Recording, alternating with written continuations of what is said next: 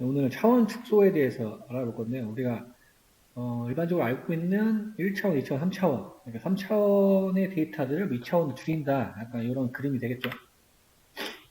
저번에 잠깐 언급했듯이 차원의 저주라는 거는 차원을 줄이게 되면 어쩔 수 없이 어느 정보를 잃어버릴 수밖에 없다는 내용이에요. 그래서 그런 내용이 있고 접근법은 이제 사형, 다양치 학습, 그리고 PCA, 주상분 문서, 임의 사용, 그리고 밑에 LLE가 있네요. 기본 아이디어는 일단 차원수가 더 많다. 차원수가 많으면 학습이 어려워진다. 이게 일반적인 내용이 되겠네요. 그러니까 보통 우리가 2D 그래프가 있고 2차원이고 3차원을 생각을 하면 3차원은 이미지잖아요. 이미지. 이미지가 3차원이었죠. 그 다음에 여기에 플러스 프레임이라는 게 추가가 되면은 4차원이 되는 거예요. 동영상은 4차원이 될 거고요. 일반적인 예를 설명해 드리는 거예요.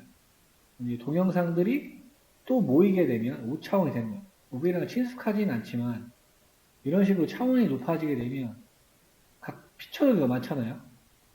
여기에는 채널 정보가 추가가 돼서 3차원이 되고 여기에는 또 프레임이 추가가 돼서 4차원이 된 거고 동영상이 또 추가가 되니까 이제 5차원이 되는 거고 피처들이 계속 늘어나게 되면서 학습이 좀 어려워진다.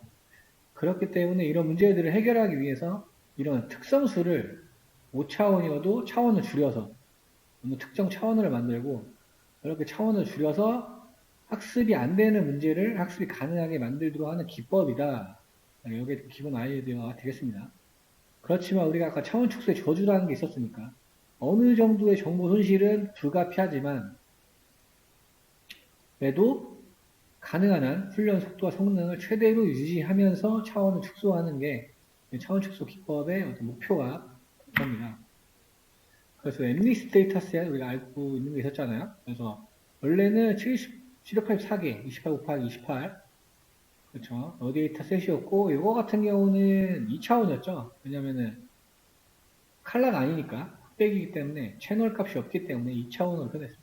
하지만 이런 784를 각각 벡터로 보면은 784차원이라고도 볼 수가 있는 거죠. 각 픽셀에 대한 얘기를 하는 거니까. 얘를 154개로 줄여도 충분히 학습이 가능하고 성능도 그렇게 크게 떨어지지 않는다. 취해서 이제 해볼 거고요. 그래서 차원을 줄이면 또 좋은 특징이 뭐냐면 2, 3차원으로 그리면 우리한테 보기 편한 친숙한 그래프의 형태가 나오잖아요.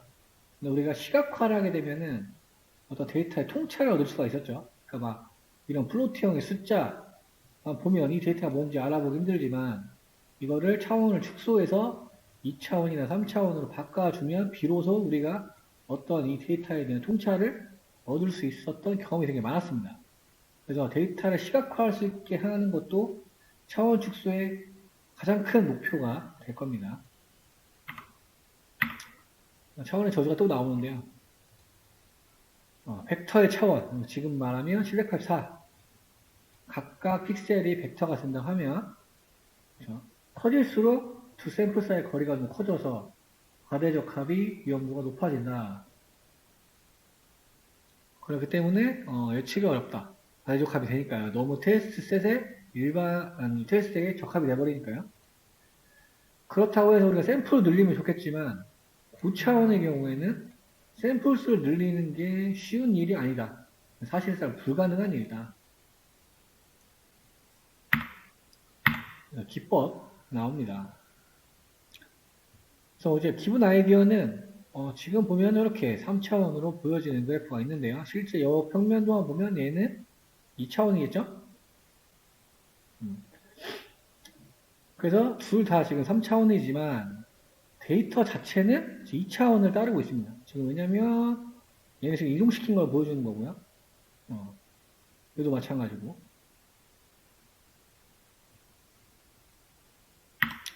그래서 이제 사형이라는 게 나와요. 사형. 기법 중에 사형. 프로젝션이라고 나오는데 이거는 직각으로 90도로 꺾는다고 쉽게 이해하시면 될 거예요. 그래서 이제 행렬에서 프로젝션이라는 기법이 나옵니다.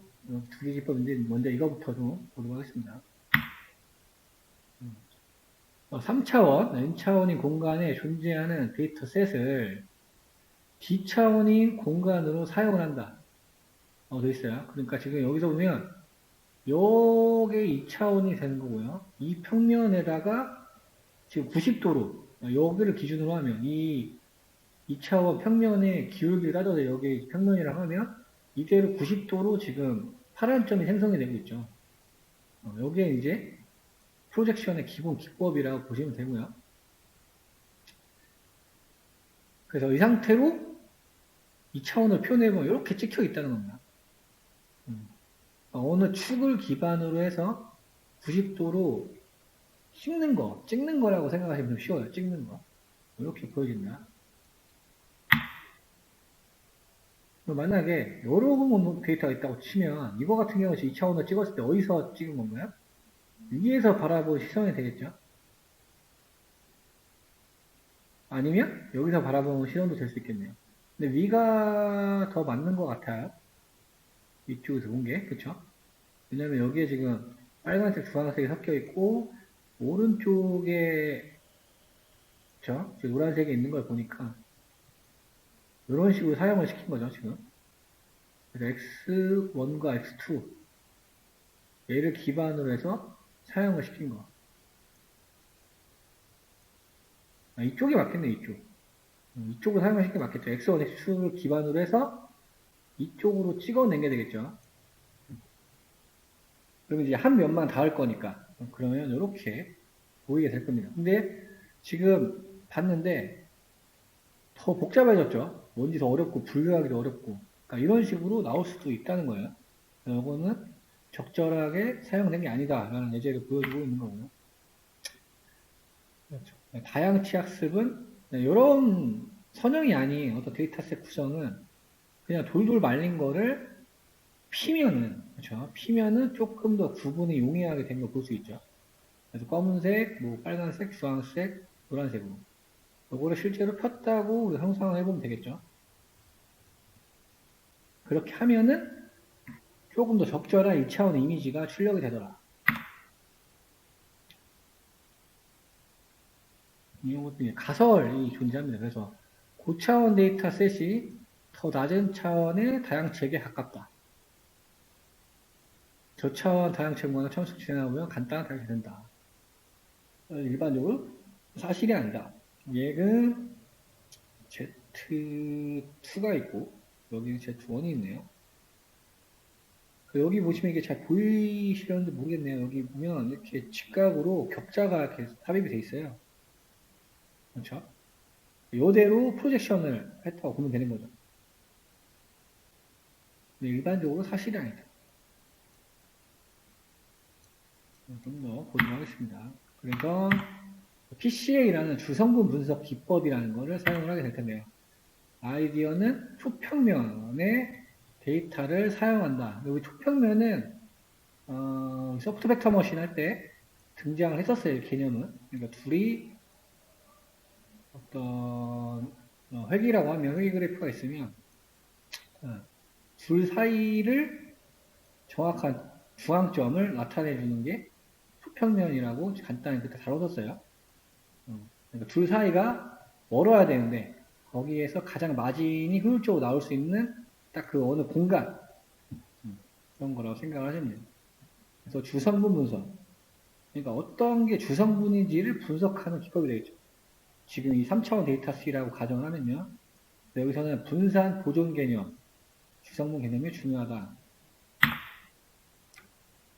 초평면 뭐 수식은 이렇게 나옵니다. 이렇게 이런 방정식들을 만족을 시키는 벡터들의 집합이 초평면이라고 한다. 그래서 1차원일 때, 2차원, 3차원일 때, 4차원 이상일 때 이거를 만족하는 그림으로 보는 게 좀 편할 것 같아요. 분산 보존. 분산이라는 거는 저차원으로 우리가 바꿀 때, 3에서 2차원으로 바꿀 때 데이터셋의 분산이 최대한 유지되도록 축을 지정해야 된다.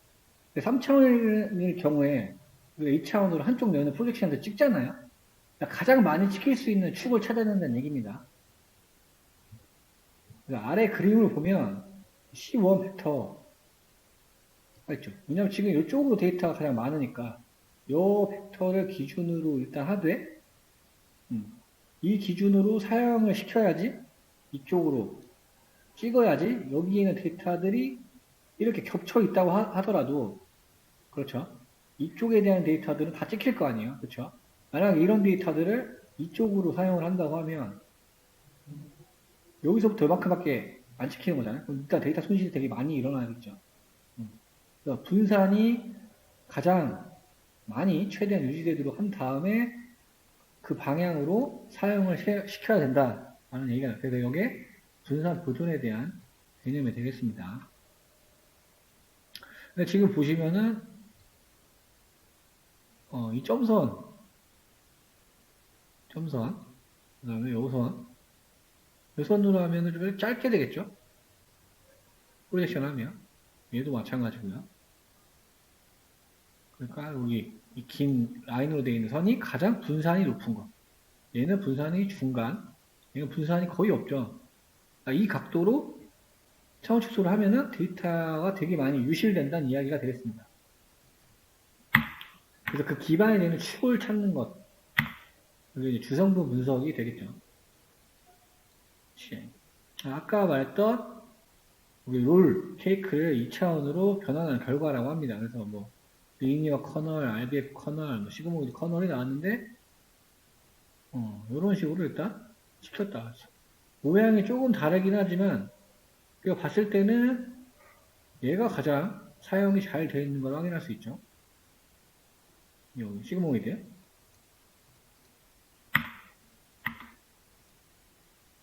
뭐 내용이 그렇게 많지 않네요. 소스를 보면서 다시 한번 리뷰를 해보도록 하겠습니다.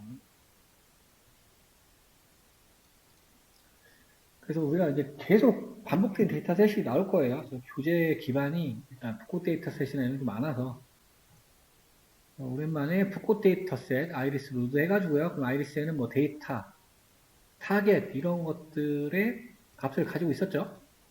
그래서 우리가 알고 있던 4개 너비와 길이들, 그다음에 타겟은 y가 돼야 되니까 요거 정답지가 되겠죠.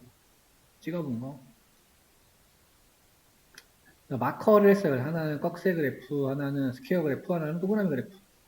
마커를 만들어주고 폼은 돌면서 어떻게 분포되어 있는지 찍어본 거. 지금은 세팔에 대해서만 찍었네요. 세팔의 길이와 너비들. 그런데 조금 좀 이상하게 나오는 것 같기도 하네. 이게 왜 이렇게 나오지? 돌려봐야 될 것 같은데, 오랜만. 원래 이 정도로 겹치지 않았던 것 같은데, 그렇지 않나요? 그래프 크기 때문에 그런 건가?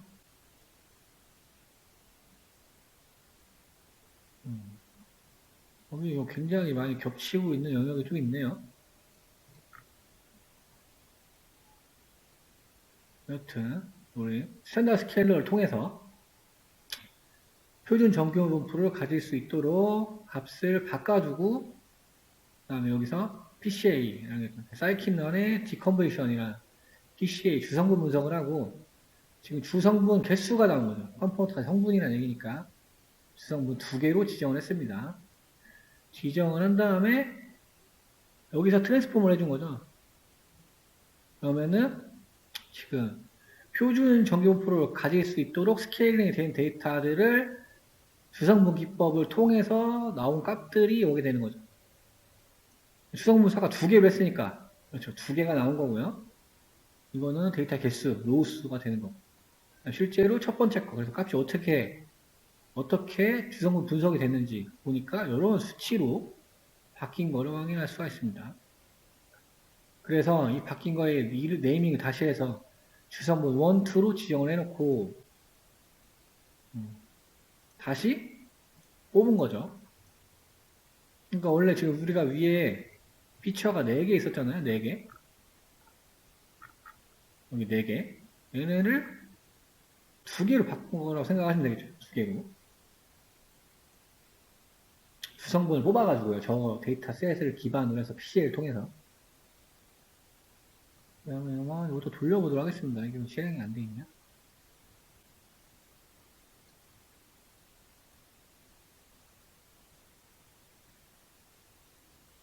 그래서 아까보다 오히려 조금 더 시각화가 잘 되어 있는 걸 볼 수가 있죠.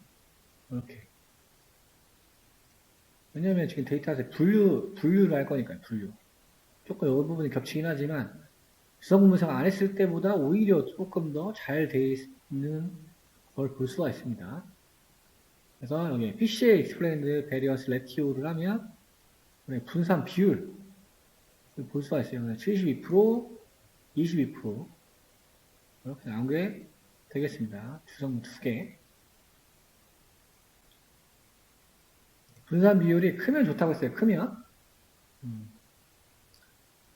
그래서 이렇게 뽑아낸 데이터를 가지고 주성 분석을 통해서 두 개의 피처로 만든 데이터 셋을 가지고 랜덤 포레스트랑 크로스 밸리데이션을 통해서 돌려봤더니 정확도가 굉장히 높네요. 96. 어큐러시라고요. 어큐러시. 그런데 여기는 지금 RCF 데이터셋이 지금 원본으로 들어간 거죠. 주성 분석 안 하고. 그러니까 주성 분석을 안 했을 때 데이터를 가지고 크로스 밸리데이션 했을 때는 96. 이거 같은 경우는 주성 분석을 한 거를 가지고, 그렇죠? 한 거를 가지고 돌렸을 때는 조금 더 낮아졌다. 근데 이거는 아까 말씀드렸지만 차원 축소가 들어갔기 때문에, 그렇죠? 4개 피처를 2개로 주성 분석을 통해서 2개를 뽑아서 이걸 대상으로 한 거기 때문에 데이터가 어느 정도 유실이 낮기 때문에 성능은 일반적으로는 조금 낮아질 수는 있겠죠. 절대적이진 않지만요. 일반적으로. 이렇게 돼 있다. 여기 이제 크레딧 카드 데이터 셋이 있습니다. 요거는 오늘 폴더 가시면은 그 엑셀 파일 맞나요? 네, 엑셀 파일 있을 거예요. 걔가 이제 디폴트 오브 크레딧 뭐 이런 식으로 돼 있는데 그거 업로드 하신 다음에 파일명을 바꿔서 활용하시면 되겠습니다. 용량이 컸나? 네. 그래서 데이터셋 설명을 좀 보도록 하죠. 이거. 어떤 데이터셋인지 일단 봤어요. 대만 고객의 신용카드 불이행 고객의 체납 사례를 마이닝한 데이터라고 합니다. 그래서 보면은 뭐 변수들이 엄청 많죠. 지금 x1, x2, x2, x2 이런 식으로 구분이 좀 돼 있고 인스턴트는 3만 개나 특징은 23개 돼 있다. 그러니까 지금 생각보다 피처가 많죠.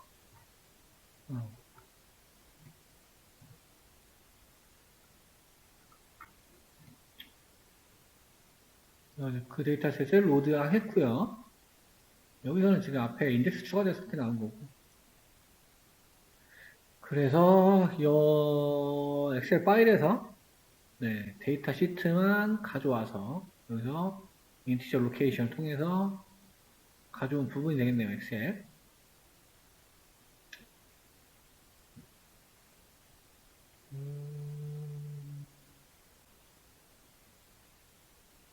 그래서 지금 리네임을 통해서 pay 0을 1로 그 다음에 디폴트 페이먼트 넥스먼스를 디폴트로 수정을 해줬고요. 타겟은 디폴트라고 합니다. 디폴트.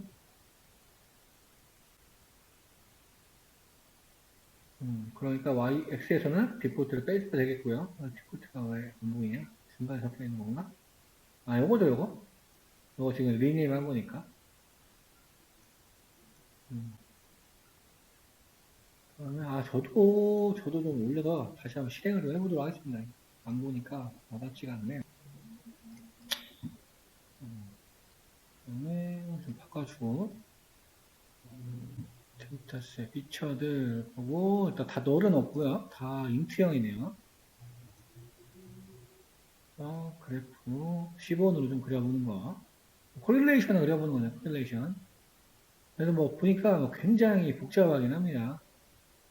복잡하긴 한데 그래프를 보니까 뭔가 각각 이 구간이 뭔가 연관이 있는 것 같죠. 뭐 비례 관련된 거 이렇게 나오고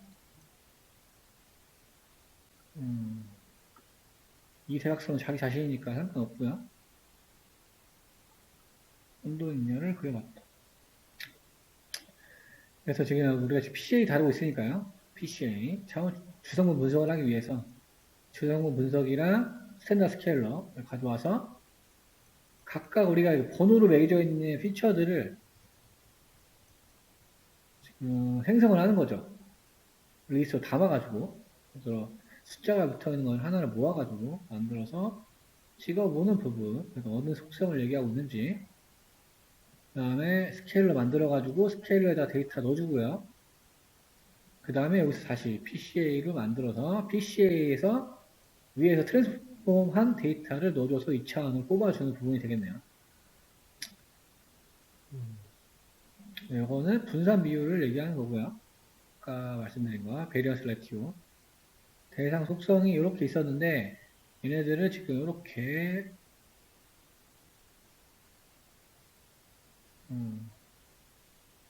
찍은 거고, 그 다음에 차원 축소된 거, 두 개의 주성분으로 축소한 거를 산점도로 그려본 그래프가 되겠네요. 굉장히 이렇게 뭐 여기 막 모여있죠 지금.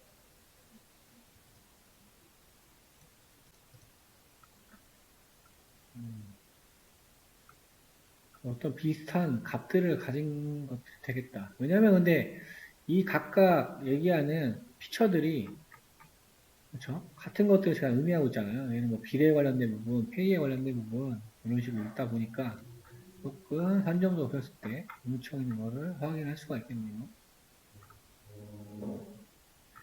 조금 보기 불편하니까 여기서는 지금 차원을 늘려봤습니다. 그래서 6개 차원으로 조정을 좀 시켰고요. 6개 주성분으로 다시 위에서 트랜스폼 했던 스케일드 된 데이터를 넣어준 부분, 그 다음에도 분산비를 계산해야 되니까 이렇게 PCA 6이라고 따로 표기를 해가지고 거기다 넣어주고요. 그 다음에 누적 분산의 비율을 계산하는 코드 컴썸, 시각화하는 그래프 크기 안에서는 폼을 돌면서 각 칸마다 그래프를 그려주는 옵션들이 되겠습니다.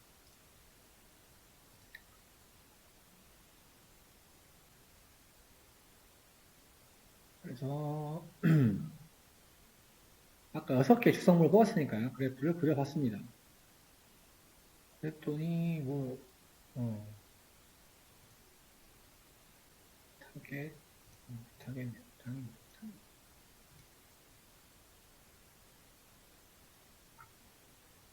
위에는 0, 1이니까 이거는 뭐 좀 분포를 보기 좀 그렇고 요 두 개를 좀 보는 게 낫겠죠? 그래서 이거는 우리 성분수가 되겠죠.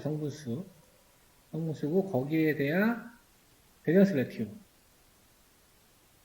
근데 지금 여기도 낮죠? 왜냐면은 이 분산이 높아야 된다고 했는데 지금 1차원일 때는 이 정도 6차원일 때 오히려 낮아진 거를 볼 수가 있습니다.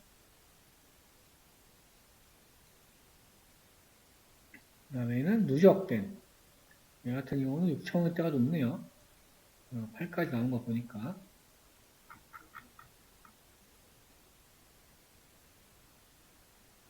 분산 비율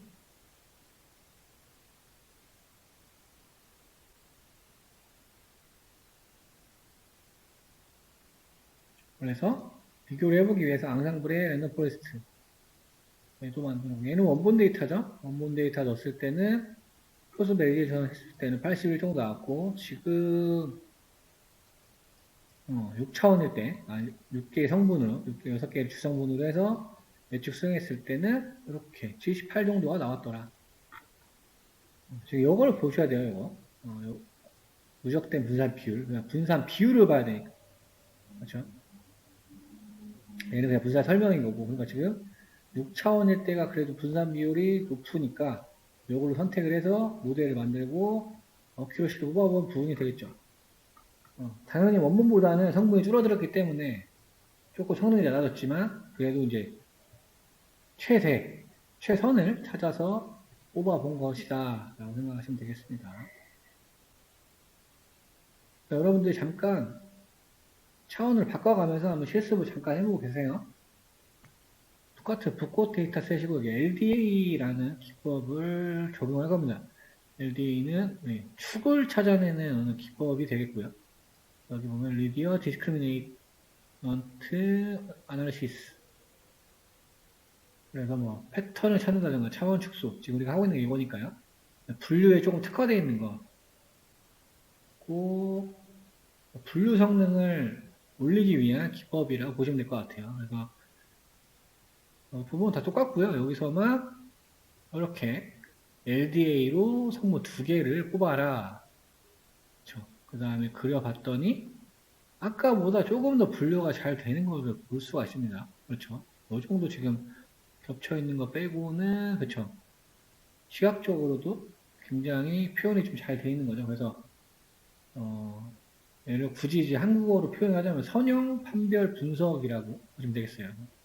이런 선형에 대해서 조금 더 어드밴티지를 적용을 해가지고 복잡성을 줄이고 또 클래스 간의 차별성을 조금 도드라지게 해주는 기법. 그래서 조금 원래 지금 2차원이지만 조금 더 가적합을 줄이는데 도움을 할 수 있는 기법이 되겠어요. 그렇게 해서 조금 보도록 하죠. 그래서 차원을 좀 바꿔보면서 실습을 잠깐 해보세요.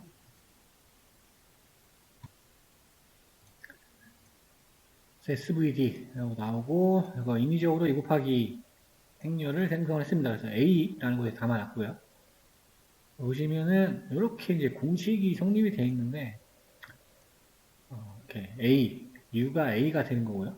그다음에 여기 시그마는 특이값, 대각행렬이 되는 거고요. 대각 원소들이 특이값을 나타냅니다. 그러니까 이것도 우리 차원 축소하는 기법이 되겠죠. 그 다음에 VT는 정치행렬이에요. 정치행렬. 위에 T가 원래는 위로 올라가야 되겠죠. 그래서 전치행렬, 트랜스포즈 하는 걸 얘기하는 거고요.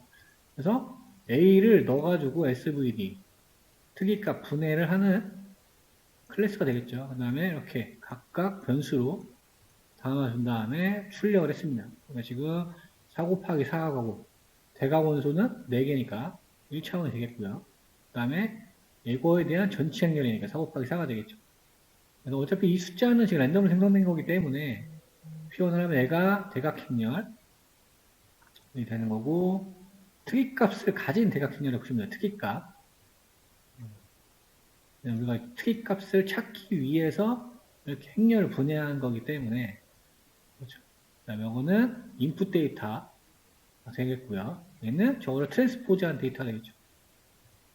이렇게 성립이 된다. 하나하나씩 조금 뜯어보면 시그마 넷이라는 거 만들어서 np의 다이아고에 시그마를 넣게 되면 그다음에 A 언더바에 다 돼서 U에다가 지금 곱한 겁니다. U에다가 시그마를 한 거를, 대각형을 한 거를 곱한 거. 그러니까 이게 전체 식이 되겠죠. 식이 그냥 이거죠. U에다가 시그마, 그 다음에 시그마 곱하고 얘를 VT 전치한 거는 요게 지금 A의 언더바라가 된다는 겁니다. 그거를 표현했더니 이런 식으로 우리가 출력이 됐고요. A 언더바가 A 제로랑 1 더하고 위에 A는 위에 있는 거 말하는 거야? 얘는 A 언더바고 요거 얘기한 거 저거 같이 왼쪽에 놓고 볼까요?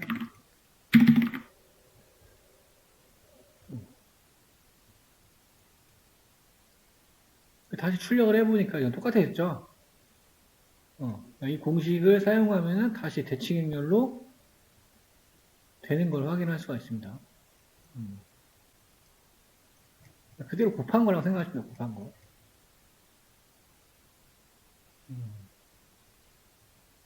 이것도 마찬가지고요. 그 다음에 다시 SVD를 수행해서 시그마 값을 확인하겠다. 다시 찍어봤더니 2.663에 0.807에 00이 나왔고요. 여기 특이값이야, 이거. 특이값.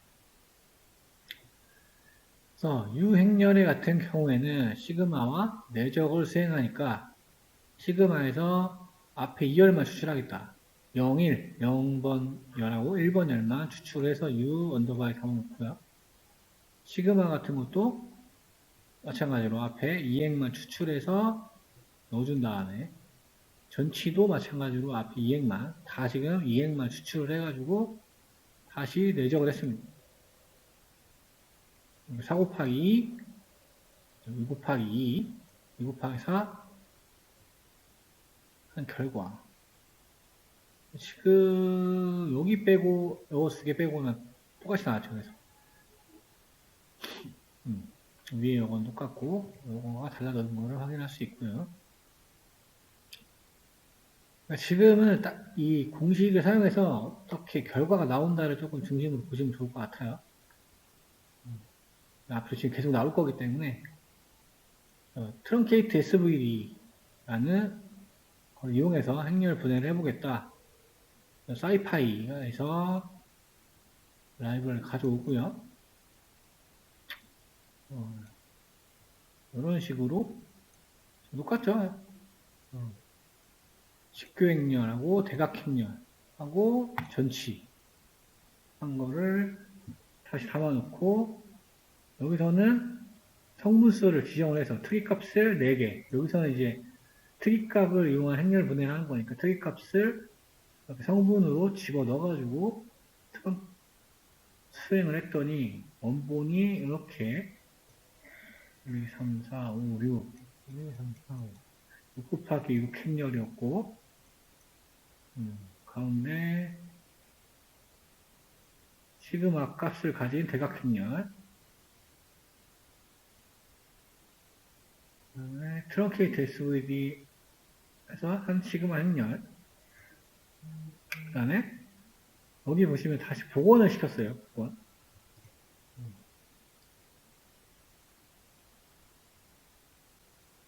복원 행렬이 이렇게 출력이 됐다.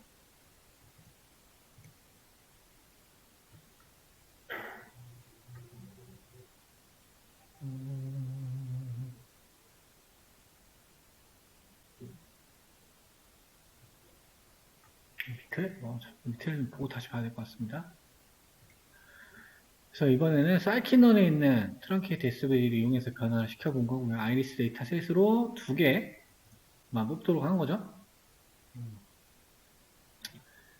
표현해 보았더니 이런 식으로 표현이 됐고 색깔은 지금 품종을 나타내는 게 되겠죠. 그 다음에 이거는 전 처리까지 해서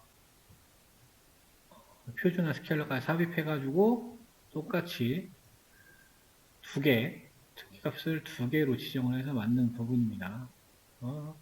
이렇게 출력이 됐고 평균을 구해본 건데 뭐 딱히 근데 이 수치는 값에 대한 부분이니까요. 그냥 보면서 넘어가면 될 것 같고 여기 NLF라고 논 네거티브 매트릭스 팩토라이제이션 그래서 이미지, 텍스트, 오디오, 유전자 이런 데이터들은 본질적으로 음수가 없죠. 음수. 그래서 그런 데이터에서 유용하게 쓰이는 기법이다. 그래서 똑같이 사이키널에서 제공을 하고 NMF라고 작성하고 이름은 좀 복잡합니다. 그래서 뭐 저차원을 비음수 행렬로 분해하는 비음수 행렬 분해 기술이다 하고 VWH라는 인자를 가지고 있고요. 여기서 2개로 지정을 해서 똑같이 그려본 겁니다. 조금 음수에 특화가 됐다. 음수를 가지지 않는 것. 음수를 가지고 있으면 음수를 없애버리겠죠. 만약에 있다고 하면. 거기에 전용된 어떤 NF라는 기법을 사용한 거. 그래서 이것도 사이키널 디컴포지션에서 제공을 하고 있다. 여기서 이제 간단히 나온 거고, 다음 거 보면서 조금 심도 있게 보도록 하겠습니다. 그래서 오늘 거에 코드 디멘셔널이라는 주피터가 있어요. 이게 이제 메인 주피터가 될 거고요. 이걸로 해서 지금 했던 게 조금 반복되면 설명이 들어갈 거예요. 같이 보도록 하겠습니다.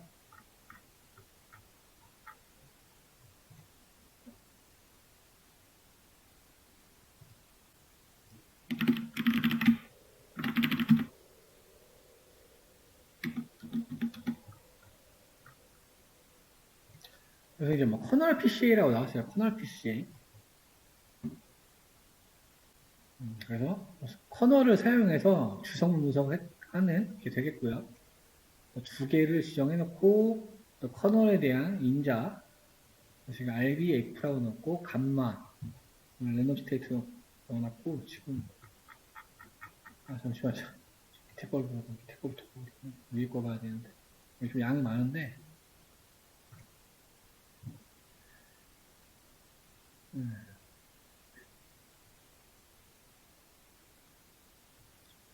시각화 코드가 좀 복잡해서 시각화하는 부분은 조금 생략을 하고 일단 기법에 대해서 좀 메인으로 좀 보겠습니다.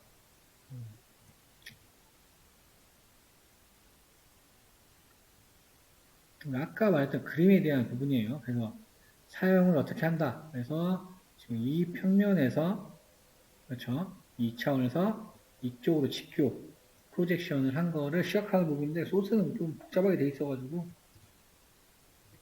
그렇게 하고요. 여기다가 설명드린 거니까요. 그 다음에 사이킨런에 아까 우리 스위스 롤 가지고 있는 거. 그래서 메이크 스위스 롤 하고 X랑 T에서 1000개를 가져오고요. 노이즈는 현실 데이터 좀 비슷하게 하기 위해서 일부러 0.2라는 노이즈를 줬고요. 그리는 코드는 이렇게 돼 있고 그려봤더니 이렇게 스위스 롤 형태가 시각화된 거를 볼 수가 있습니다.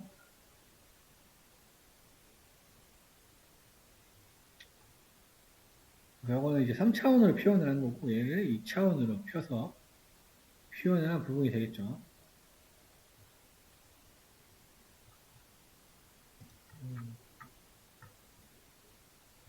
시각화 코드는 조금 너무 많아서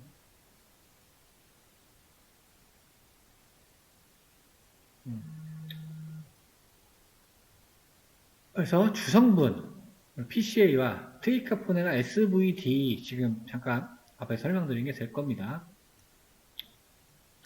그래서 센터라는 게 있고 센터를 보니까 X에서 X의 평균을 뺐네요. 방향은 지금 행방향으로 그렇죠. 지금 말했듯이 전치랑 직교행렬이랑 대각행렬 SV를 통해서 X의 센터를 넣었다. 이 공식이 성립이 되는 거예요.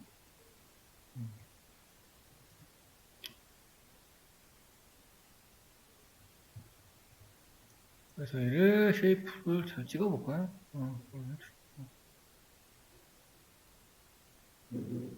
C1에는 0번, C2에는 2개. X가 위에 있나 보네. 제가 좀 돌려볼게요. X가 지금 선언이 안 된 것 같은데.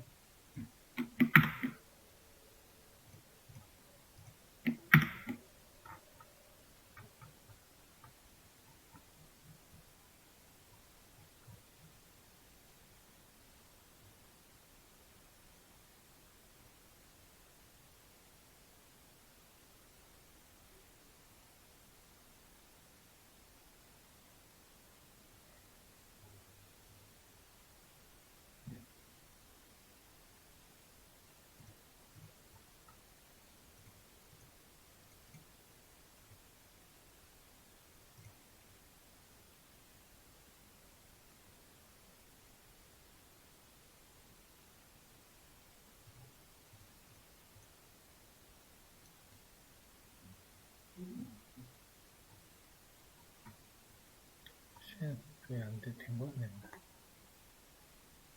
여기는 지금 그 디버깅하는 부분이잖아요. 네.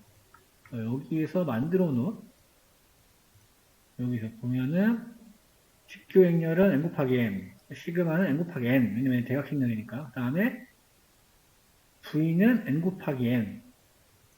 그래서 SVD 함수는 U랑 시그마랑 전치 반환한다. 여기서 이제 S는 이게 트윗값이죠, 트윗값. 중요한 건. 주 대각선에 있는 모든 값을 포함하는 벡터다. 시그마는 다른 곳에서는 0으로 가득 차있기 때문에 밑과 같이 다시 재구성할 수 있다. 항등원을 뽑아내려고 하는 거죠. 그래서 지금 검사를 했더니 여기 지금 영어로 다 채워주는 부분이잖아요. 시그마. 요거는 원래 X의 쉐이프 영어로 다 채워놓고 거기에서 범위를 지정한 다음에 다시 돌아서 곱하기를 수행했더니 지금 에러가 어스트가 안 나오니까 제대로 분해가 됐고 역으로 검사를 했을 때도 오류가 없더라. 지금 요거를 나타내는 코드가 되는 거고요. 뒷차원으로 사용하는 건 여기 트랜스포즈 V2라고 해놓고 센터를 구한 다음에 전치시킨 다음에 0, 1 뽑아낸 거. 요거는 곱하기 표현할 수 있다. 저거는 아까 한 거죠. PCA로 주성분 2개로 해서 뽑아낸 거. 이렇게 컴포넌트를 확인하는 명령어가 되겠고요. 네, 분산 비율, 베리언스 레티오. 그래서 이거는 첫 번째 성분, 두 번째 성분의 분산 비율. 그러니까 가장 분산 비율이 높은 거를 주축으로 해서 다음 성분도 만들어내야 되는 거니까요. 우리가 가장 높은 거를 먼저 선정이 되겠죠. 다음. 했더니 뭐 약 96%, 두 번째 성분은 약 15%의 분산을 설명하고 있다. 얘를 직교에서 프로젝션을 했더니 이래서 빼줬더니 0.09, 9% 정도 손실이 났다가 되겠죠. 이거 2개 더하면 되니까요. 이거 2개 더하면은 뭐 90 정도 되겠죠? 그러니까 지금 손실률을 봤더니 9% 손실이 났다 볼 수 있고요. 오픈 패치를 통해 가지고 랩리스 데이터셋도 가져오는 부분. 랩리스 데이터셋 원래 원본을 가져왔네요. 704짜리 28 곱하기 28짜리를 가져와서 지금 154 차원으로 만드는 거. 지금 차원을 보니까 그렇죠. 여기서 이렇게 계산했어요. 지금 차원 수를 완전 조정을 시켜놓은 거죠. 154로 하겠다고 조정을 시켜놓고 이게 이제 이런 식으로 적어놓게 되면 분산 비율이 들어가요. 차원 개수가 아닌 분산 비율이 들어갑니다. 소수로 지원되면 그래서 0.9의 분산 비율을 맞게끔 주성 분석을 한 거고 찍어봤더니 154. 그러니까 원래 원본 데이터셋에서 그러니까 분산 비율을 지정을 시켜놓고 가장 이상적인 분산 비율을 지정시켰고 그때 차원이 얼마냐라고 봤더니 154차원이다 라고 안내해 준 거 볼 수 있습니다. 그때 분산 비율을 보니까 95. 지금 요거 얘기하는 거죠. 그래서 요거는 시각화한 부분인데 여기가 지금 0.95 정도 되는 거죠. 여기 154차원 얘기하는 거. 그래서 가장 이상적인 차원수를 지금 뽑아주는 게 되겠죠. 왜냐면은 지표가 90, 0.95 정도 됐을 때가 가장 차원 축소가 잘 되더라. 784에서 154로 줄인 거가 되겠습니다.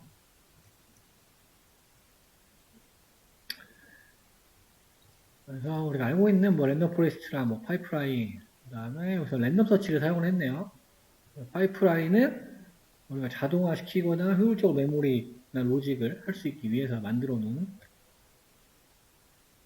어떤 함수가 될 거고요. 봤더니 여기 주성 분석을 하고 랜덤 포레스트까지 넣어놨죠. 그 다음에 어떤 성분의 범위 지정을 해놓고 여기도 랜덤 포레스트 개수 에스티메이터니까요. 범위를 설정을 해주고요. 얘를 파라미터로 집어넣고 랜덤 서치까지 수행하는 모델을 만든 거죠. 지금 데이터셋이 많으니까 1000개만 슬라이싱 해가지고요. 베이스 파라미터 뽑아보니까 에스티메이터는 465, 그 다음에 뭐 성분수는 23개 정도가 나왔다고 출력이 됐습니다. 그래서 LCD 클래시피어랑 다시 그리서치를 이용해서 위랑 똑같은데 조금 다른 모델을 만들어 본 거죠. 얘를 만들어 놨더니 얘는 또 67이라고 나오네요. 67. 각각 인공지능 모델마다 조금 다른 결과를 나타내고 있더라.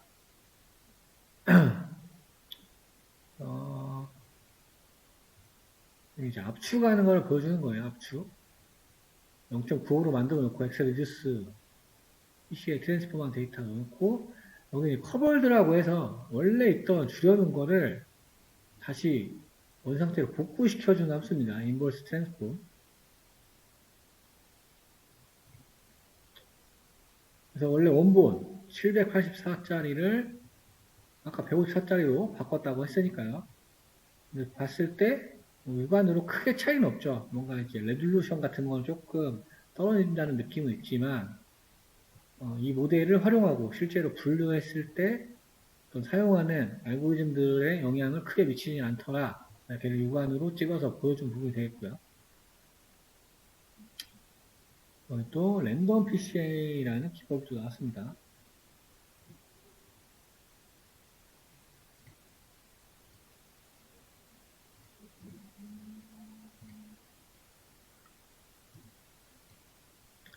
그래서 여기 솔버라는 곳에 랜덤을 넣어주고요. 154차원, 차원이 되겠죠. 성분이니까. 154개의 성분, 차원이라고 볼 수 있고요. 그래서 얘를 모델로 만든 거, 엑셀 리듀스로.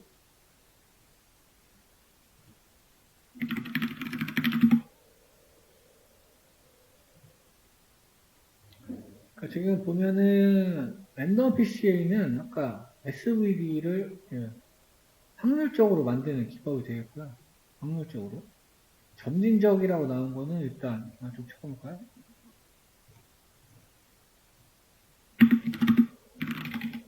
그렇고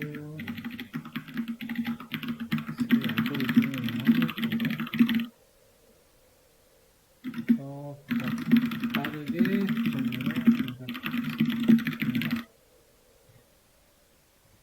점진적 PCA는 플랜셋을 미니 배치로 나누고 하나씩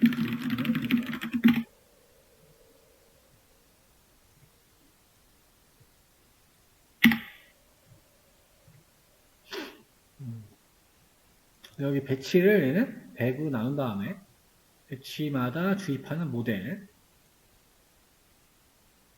여기에 뭐 맵랩시라고 나오는데 요거는 파이썬에서 넘파이를 다룰 때 이 넘파이 객체를 메모리에 넣어가지고 조금 속도나 성능을 향상시키는 약간 기법이에요, 기법. 그러니까 메모리를 다루는 약간 기법.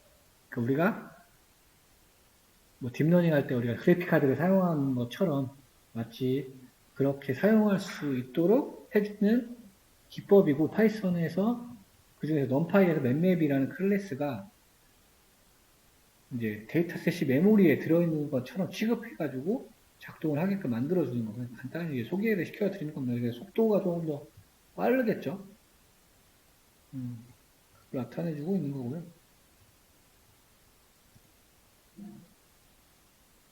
그다음에 이미 사용은 아까 프로젝션인데 이미 사용이라는 것도 이제 다른 좀 추가된 기법이 될 겁니다. 그래서 뭐 존슨, 리텐, 슈트라우스 정리 이런 거 있는데 이 말은 이제 뭐 저차원으로 임의로 사용을 하더라도 그렇게 정보를 많이 잊어버리지 않는다라는 걸 보장을 한다. 뭐 그런 걸 얘기하는 겁니다. 여기 보시는 이제 엡실론 이 기호가 정보 손실 정도를 가리키는 지표.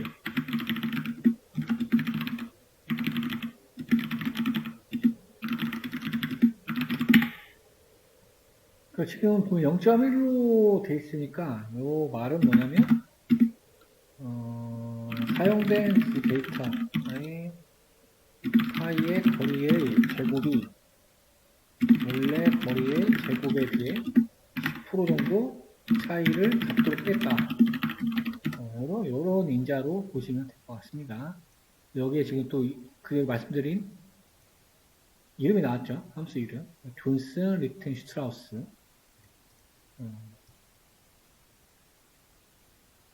M은 데이터로 되어 있잖아. 파이썬에서 언더바 이거 버전 업데이트 되면서 쉼표랑 똑같은 겁니다. 그러니까 5,000 나타낸 거예요. 엡실론은 0.1로 줬고요. 그래서 사용된 두 데이터의 거리의 제곱이 원래 거리의 제곱에 비해서 10% 정도 차이를 갖도록 하겠다. 그래서 만들었습니다. 만들었던 7300 나왔고요. 엑스트라 코드에서 계산해갖고 뺐더니 얘도 7300. 지금 이걸 표현한 거죠. 원래 거리의 제곱에 비해서 하는 거. 공식이 있긴 한데 그 공식을 이제 그대로 표현한 겁니다. 공식을 필요하시면 제가 나중에 다시 넣어놓을게요.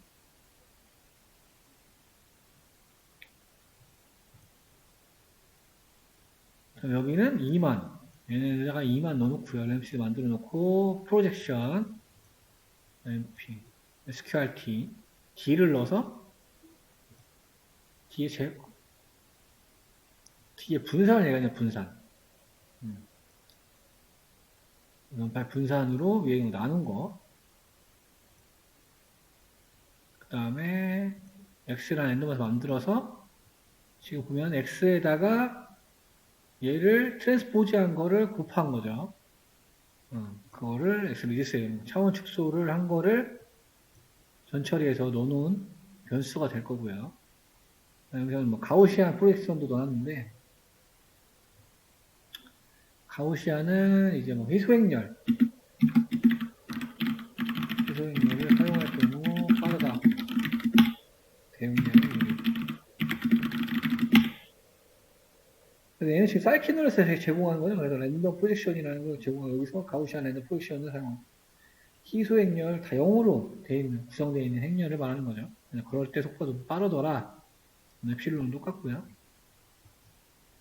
요거는 왜 실행이 안 된 것 같아요. 지금 뭐 지금 돌고 있는데 조금 아직 시간이 좀 걸리는 것 같습니다.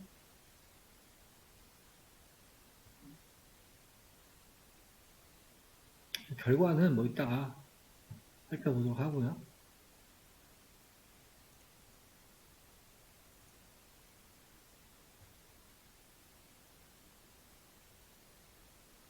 여기가 이제 다양체 얘기하는 거, 다양체. 아까 기법 중에서 프로젝션, 사용하는 기법이 있고, 국수적 기법이 있다고 했어요. 아까 롤케이크 같은 데이터 같은 경우에는 비선형 데이터잖아요. 그렇죠? 말려 있으니까.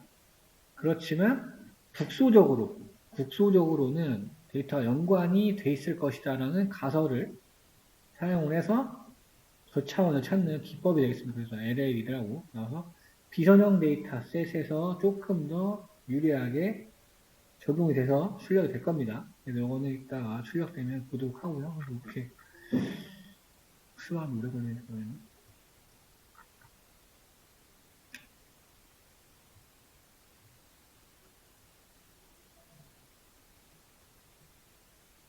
그래서 뭐 거리 보존에 중점을 둔다. 약간 이런 게 특징이 될 거고요. ISO 웹은 우리 MDS의 한 형태인데 얘도 이웃 간의 거리 정보를 보존한다. 진짜 제 생각에는 아이솔레이트라는 의미가 들어있는 것 같아요. TLSN이 얘도 데이터 간의 무사성을 유지하면서 그렇죠. 그러니까 기능은 똑같아요. 근데 단순히 안에 있는 알고리즘 동작 방식만 다르다. 선형 판별은 우리 아까 했었죠. 이건 했었고 그 다음에 아까 커널 PCA 얘는 비선형 데이터에 적용하는 기법이다. 얘는 선형, 얘는 비선형. 이걸 좀 중점적으로 보시면 되겠죠.